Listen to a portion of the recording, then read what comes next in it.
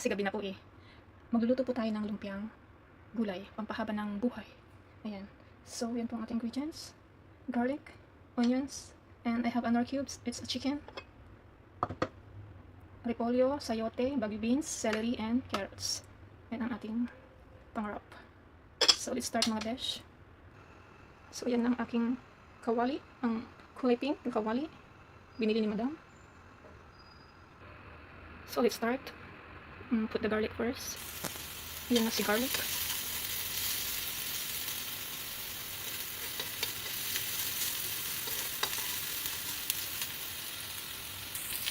Next, the onions.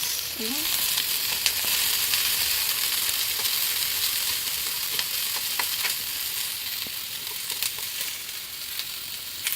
Next, the green peas. Green peas, baby beans, rather.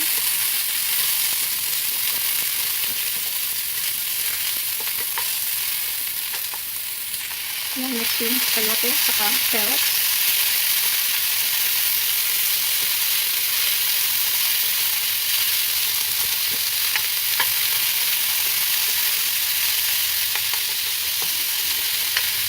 And yung aking mga cubes chicken. I'm going to add a little bit of water. Ayan, para maluto na siya ng konti.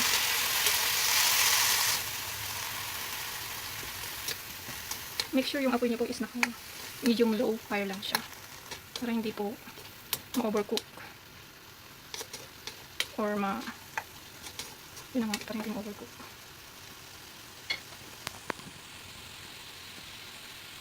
And then the cabbage. Gisa-gisa lang naman po yan eh. Saglit lang naman kasi hindi naman masarap ang lumpiang gulay kung overcook yung gulay mo. Dapat half cook lang naman po siya. Para medyo may crunchy-crunchy inside. Ayan. And lagyan na natin siya ng salt. Ayan. And soy sauce. And pepper. Ayan. Mix lang.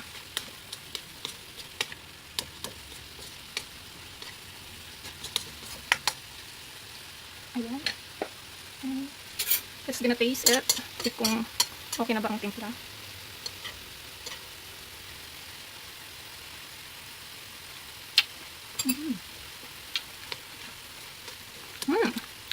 Para sa akin, sakto na po yan. Pero depende po sa inyo kung anong timpla nyo. Ayan. Enough na po yan para sa akin. So, ayan na po. Na-transfer ko na siya. And pag malamig na siya, saka ko inimix yung celery.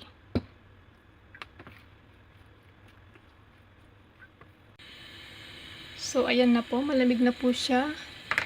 We can add the celery.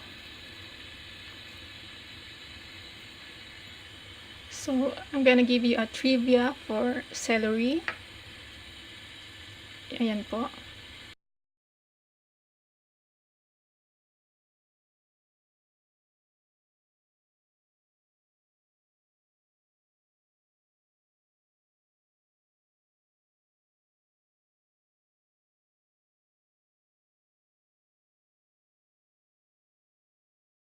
And sana may natutunan po kayo.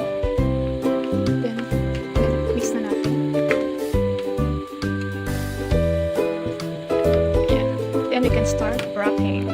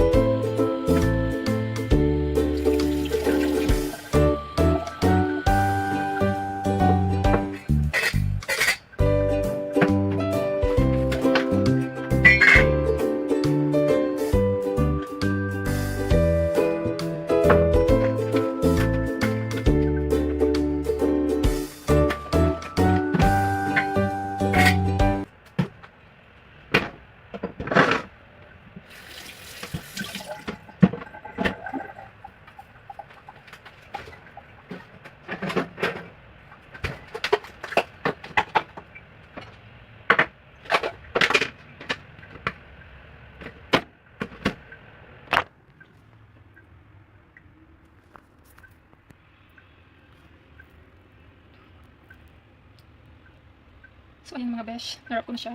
Naka 7 lang tayo kasi yan na lang yung natitirang wrapper ko. And yung tira, ano ko siya, lalagay ko sa ref. Then I'm gonna reheat tomorrow for my lunch after church. Para tipid. kasi tomorrow is Sunday kaya magsisimba muna ako. So ayan, magpa-fry na po tayo. Ayun. So ayun, ang mainit na po ang ating oil. Let's start frying.